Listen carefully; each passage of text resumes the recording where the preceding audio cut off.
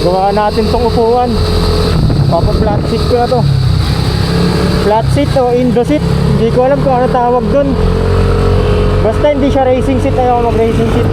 Kasi minsan lumupo ako dito sa harap eh.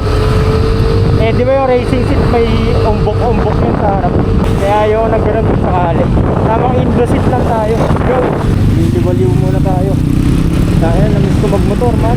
2 araw din nata hindi na magmotor.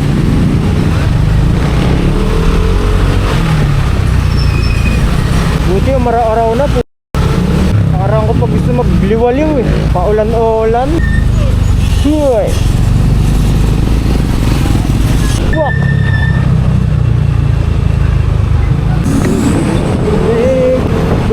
Baby. Woo! Wak man. Kakaligo ko lang. Kakaligo ko lang. Kakaligo ko lang. Dito tayo kala RNC Tabasan. Testing natin sila. Bala ko kasi sana sa Batusay, Boss Batusay, o kaya sa Slick Seat. Eh kaso lalayo nun eh. Pero testing muna natin dito. Yun, dun.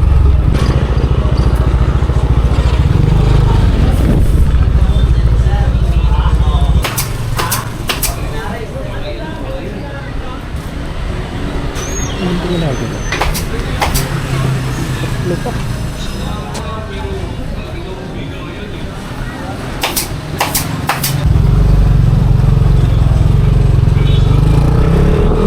Dahil pa nagpapagawa. Tagal-tagal pa yun eh. Bukas na siguro. Kaya ewan. Noong oras na kasi 3:00 na. Sakaling pupunta pa ako ng QC, layo pa. Sakali namang Plaridel, layo din. Nak ng tupak. Okay, merienda muna tayo. Gugutom na talaga ako.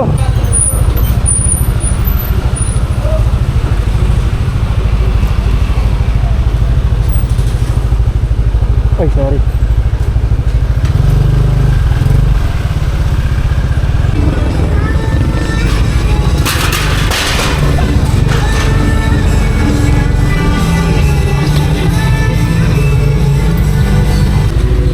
Sabi ko, papatabas sa upuan.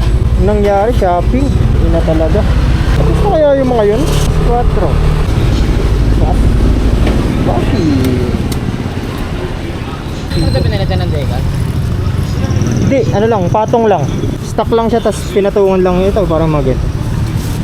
Pinatong lang sa ano mo, kasi blue yun nandito. Ah, yan. Yung mga blue na part, pinatungan ko lang na itim para, ano, para plain na.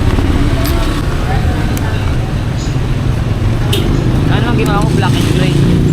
Ah, naka B3 ka rin ba yan? Kaso, sa akin UV print.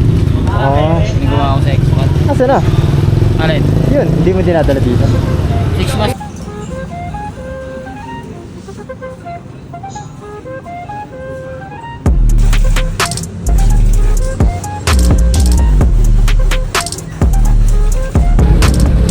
No, thank you.